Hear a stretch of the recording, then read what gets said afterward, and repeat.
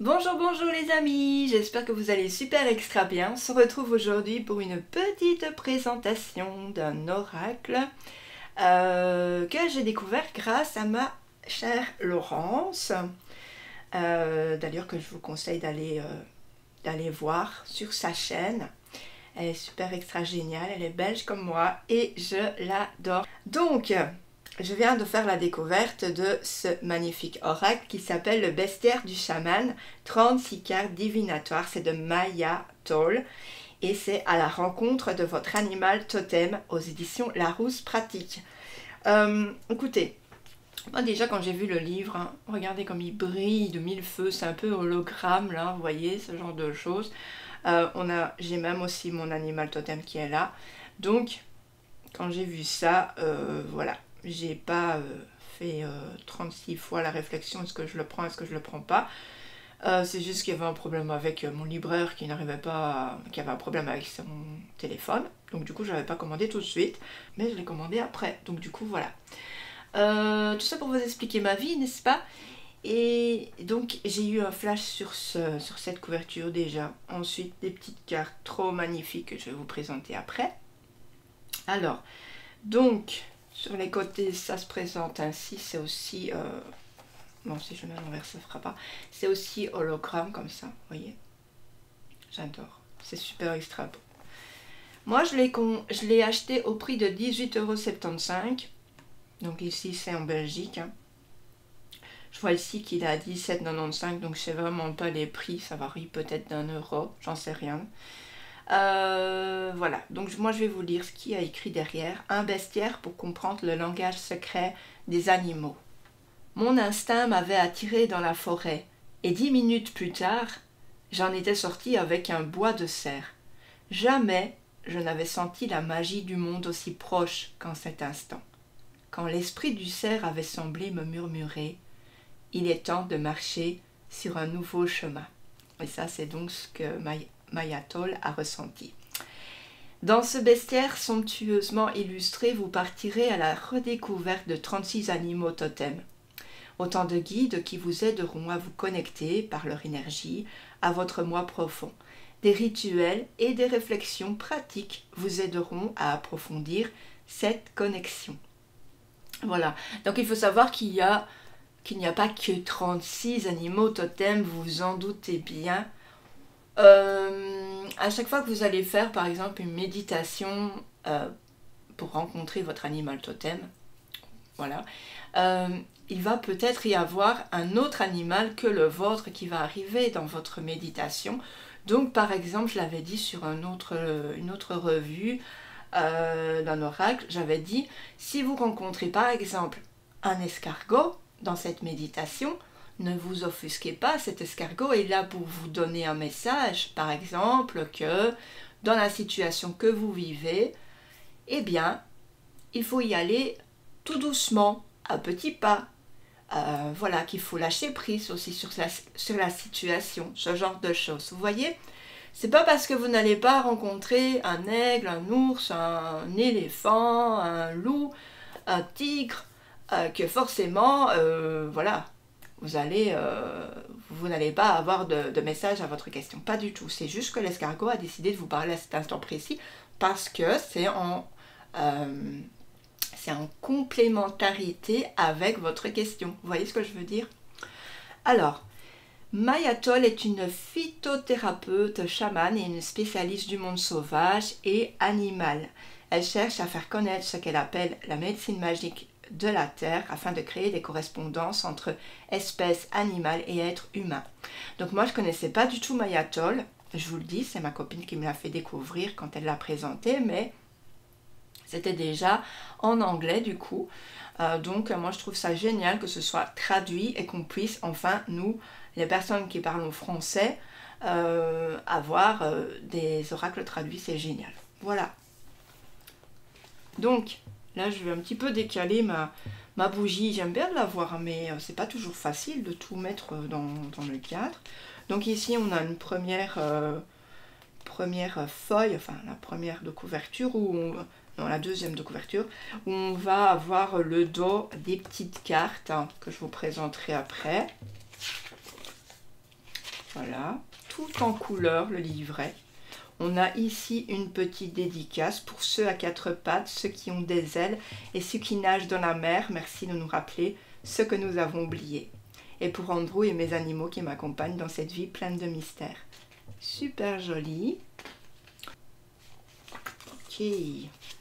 Alors, le sommaire, tout en couleur, tout en animaux. La préface, l'introduction, toutes les cartes. Et ensuite, comment travailler avec les cartes du bestiaire et les remerciements. Donc on a une préface. Ici, on a des personnes connues. Donc ici, on a Alain de Lille au XIIe siècle, cité par Laura Hopgott Oster dans Holy Dog and Asses, Animal in the Christian Tradition. Chaque créature de ce monde est un livre d'images et un miroir tendu à notre humanité. C'est vrai, c'est vrai. Et ensuite, nous les humains sommes effectivement uniques en tant que primates, mais nous ne sommes pas si différents du reste du règne animal que nous le pensons. C'est de Jane Goodall. J'espère que je le dis bien. On a ici une petite préface, les amis.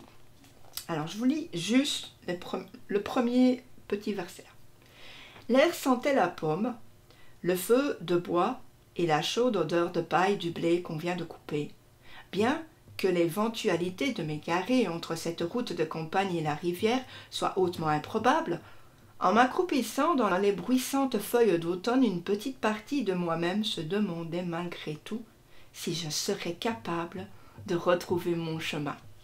Voilà, déjà un petit début. On a une introduction. Alors, écoutez le chant de l'esprit. Alors, comment peut-on entendre le second chant d'un animal? Commencez simplement par vous mettre à l'écoute du monde qui vous entoure.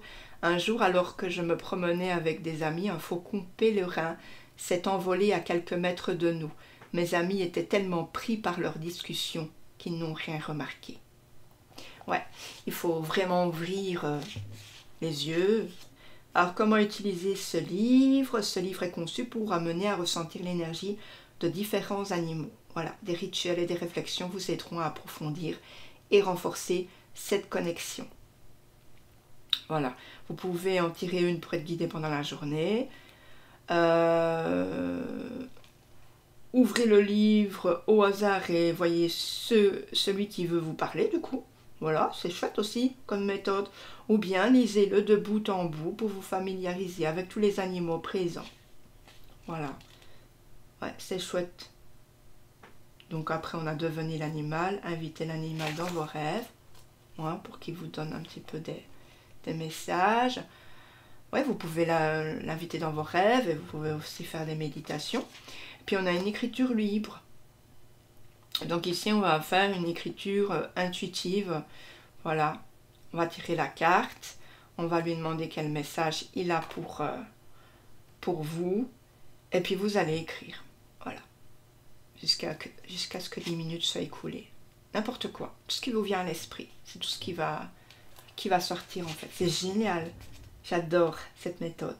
Alors après on a le bestiaire. Donc ici on a cerf de Virginie. On a le nom en latin.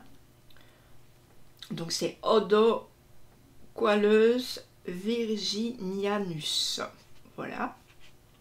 Évaluation, action. On a le rituel. La réflexion. Cartographier votre humeur. Le pouvoir du pivot pour la réflexion. Voilà. Ce genre de choses, c'est vraiment super extra beau. Moi, j'adore. Je suis vraiment pas déçue de l'avoir acheté. Waouh! On a ensuite comment travailler avec les cartes du bestiaire. Voilà, quand vous sortez les cartes pour la première fois, prenez quelques minutes pour vous familiariser avec elles. Regardez les images en laissant vos yeux et votre esprit vagabonder. Donc moi, du coup, c'est ce que je vais faire avec vous. Je les ai seulement coupés hier et du coup, voilà. Donc ensuite, on aura tiré une carte, tiré deux cartes. Ce sera le croisement ici. Faire appel à un guide. Alors ici, on a quelque chose. Si un chat noir croise votre chemin, Cela signifie simplement que l'animal va quelque part. Et oui, on peut pas mettre des superstitions sur tous les animaux en fait, même sur un animal noir quoi, même sur un chat noir quoi. Et c'est surtout les chats noirs qui sont même pas adoptés dans les refuges parce que les gens en ont peur tellement on a fait des chats qui attiraient le mal, le malheur, ce genre de choses quoi. On peut pas toujours faire ça quoi, c'est n'importe quoi. Alors, sources et ressources, voilà.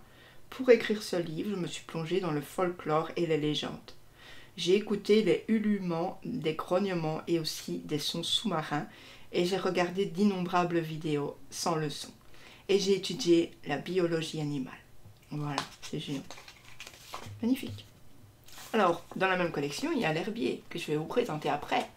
Et oui, il a bien fallu que je prenne les deux. On ne pouvait pas... Donc, voici Maya Toll. Je vous la montre de plus près. Elle a aussi un compte Insta. Voilà. Super. Bon, alors ici, on avait les petites cartes. Alors, les petites cartes, elles sont... Moi, je les ai eues en deux. Donc, elles sont à détacher. Donc, vous faites ça tout doucement et vous les détachez. Ça se détache très, très, très facilement. Donc, c'est pas un jeu où on va voir ça, plus la boîte. Non, les cartes, elles sont ici. Elles sont bien enveloppées, bien à l'abri. Voilà, tout simplement. Alors, donc maintenant, on va regarder du coup, je vais mettre ça ici, les cartes. Je vais pouvoir remettre ma bougie. Voilà. Donc, ici, on a le dos, comme je vous ai dit. Il est brillant mat. Les cartes, elles sont petites. Mais je les trouve belles. Alors, évidemment, la souplesse de la carte. Il faut faire attention. C'est du carton. Alors, Laurence disait qu'on pouvait les plastifier. Que après, ça tenait super extra bien. Donc, moi, je ne sais pas comment je vais faire parce que je n'ai pas de plastifieuse. Je ne sais pas si on dit ça comme ça. Bref, il va falloir que je trouve une solution. Mais en tout cas, je ferai attention en attendant. Voilà, vous voyez, les cartes, elles se sont détachées très facilement. Voilà. Donc, maintenant, je vais vous présenter les cartes une par une. Donc ici, on va avoir le cheval. Donc, on a même cette idée de polarité. Donc, il y a un côté brun, un côté blanc. Ça aurait pu être noir. Les directions où ils vont. Soit vous allez par là, soit vous allez par là, soit au-dessus, en bas. Voilà. Transcendez-vous. Et en dessous, donc, je ne sais pas si vous allez voir, mais on a la page. Donc, on a le nom de l'animal, qui est le cheval, et ici, on a la page, directement. Ça, c'est cool, pour pas trop chercher.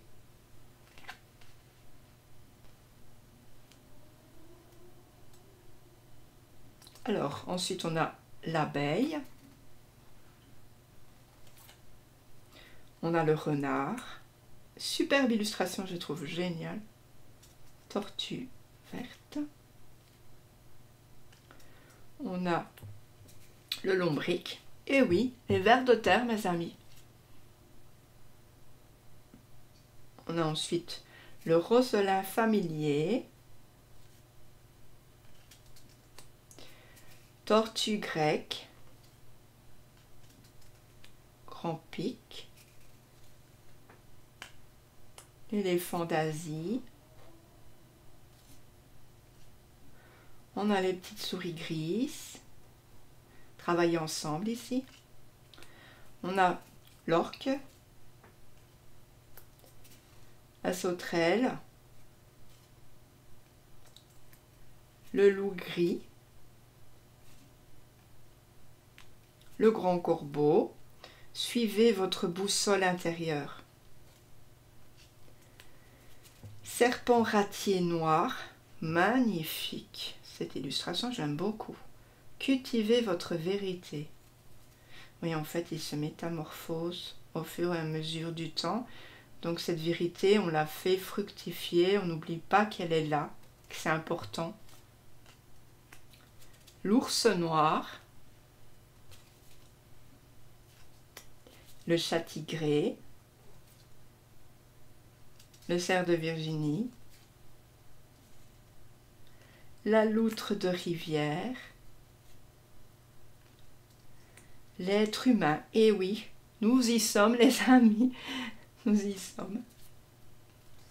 L'aigle pêcheur. Moi, ça me fait un peu rire parce que, bon, pour moi, dans mon idéal, les animaux devraient vivre tout seuls sur la terre, mais bon, ça nous ferait aussi disparaître et je n'ai pas envie de disparaître aussi, mais bon.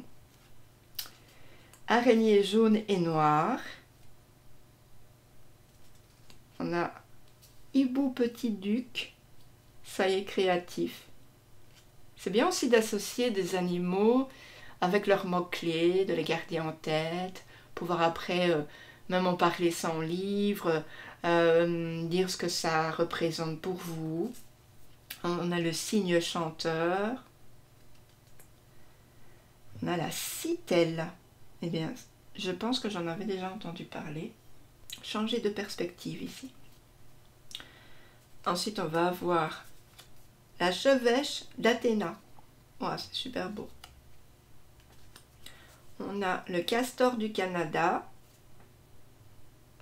La chouette effraie. Ça, on connaît. Le monarque. Ici, digérez votre passé. Ah oui, ok. Évoluez et transformez-vous pour la rainette crucifère. Waouh, quel drôle de nom. On a la vache et taureau. Le saumon rouge. L'agrillon porte-coupe. Ça, je ne connaissais pas. Alors, huître de Virginie. Le 5 Pantaligne. Ça, je ne connais pas non plus. Et puis ensuite, le dernier, c'est la moufette tachetée. Ça, si, je connais. La moufette, c'est l'animal qui sent mauvais, là. Oh, je ne reviens jamais sur le nom, en fait. J'ai déjà eu un autre jeu où il y avait la moufette. Enfin bref, je ne sais plus. Voilà. Donc, vous voyez, elles sont super belles, les cartes, moi, je trouve. Alors, on va faire une petite guidance. Voilà. Une petite carte pour nous aujourd'hui. Donc, je vais mélanger, je reviens après. Alors, elle se mélange super extra bien. On va prendre une carte. Hop. Alors, c'est quoi? Ah ah! L'abeille. Guidez-vous sur le soleil. Alors, on va regarder ce que ça dit dans le livret. Donc, on regarde la page. Moi, je fais comme ça parce que j'ai un retour qui sera la page 127. Voilà. Alors, on cherche la page 127.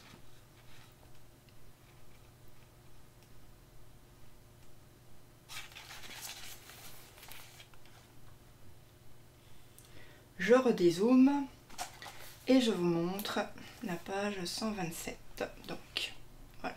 Vous voyez, on a tout ça. Alors, du coup, je vous lis.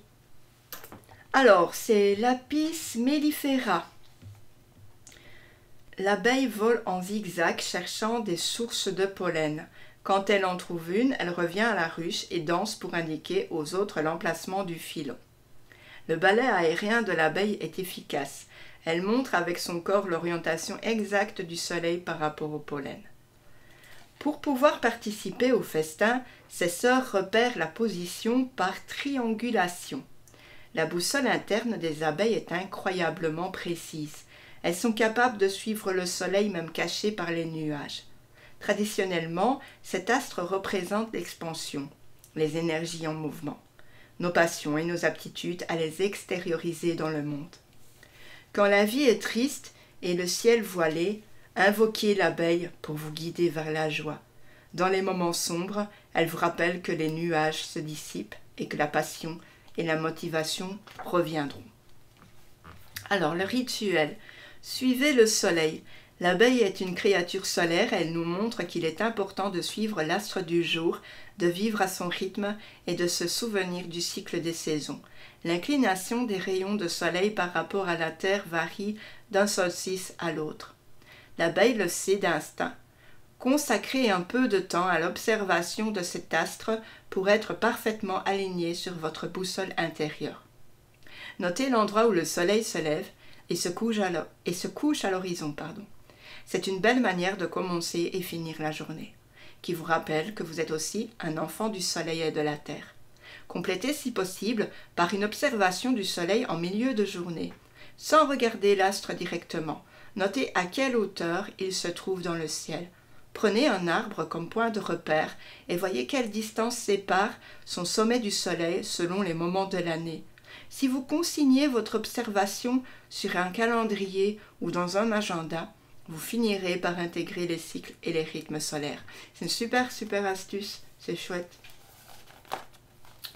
Alors, la réflexion, les leçons de l'abeille. Il y a 2 millions et de... Ah, attendez, non, j'ai oublié quelque chose. Très haut, près du soleil, sont mes plus hautes aspirations. Je ne les atteindrai peut-être jamais, mais je peux lever les yeux et contempler leur beauté, croire en elles et essayer d'aller là où elles me mènent. C'est de Louise May Alcott. C'est super extra beau. Alors, la réflexion, les leçons de l'abeille. Il y a 2,5 millions d'années, le cerveau de nos ancêtres s'est mis à grossir de manière exponentielle. Le cerveau humain a besoin d'une incroyable quantité de glucose que le miel, qui est en source de nourriture, procure. Certains disent que l'abeille a joué un rôle clé dans notre évolution. Ironiquement, c'est ce gros cerveau qui est responsable de notre penchant pour l'introspection et la rumination, 2 tendances idéales pour éteindre le feu et refroidir la passion. Étouffez-vous votre flamme intérieure à force de trop réfléchir? L'abeille fabrique un surplus de miel. Son rayon de soleil liquide peut subvenir à ses besoins et à ceux de sa ruche pendant les mois d'hiver. Question. Pouvez-vous, comme elle, stocker un peu de l'or de la vie pour avoir un rayon de soleil en réserve quand vous en aurez besoin? Composée d'hexagones juxtaposés, une ruche est une construction parfaitement agencée, résultat de la coopération efficace des abeilles. Il y a une nurserie pour le couvain et les alvéoles scellées par des opérancules de cire où les travailleuses entreposent le pollen et le nectar. Dans quel domaine votre vie aurait-elle besoin d'un peu plus d'organisation? Voici la question qu'on vous pose aussi. Donc, les questions: étouffez-vous votre flamme intérieure à force de trop réfléchir? Ensuite, pouvez-vous, comme elle, stocker un peu de l'or de la vie pour avoir un petit rayon de soleil en réserve quand vous en aurez besoin? Et ensuite, dans quel domaine votre vie aurait-elle besoin d'un peu plus d'organisation? Voici des réflexions à vous faire. Voilà, ça vous aidera, je pense, dans votre vie. En tout cas, j'aime beaucoup toutes ces idées. C'est super bien. Voilà. Alors, je vous laisse donc avec ces réflexions et puis je vous invite vraiment à me dire ce que vous en avez pensé et à me laisser un petit like, un petit commentaire. Voilà, ça fait toujours plaisir et ça m'aide à ce que mes vidéos soient mieux vues au niveau de YouTube. Voilà, bisous bisous, ciao.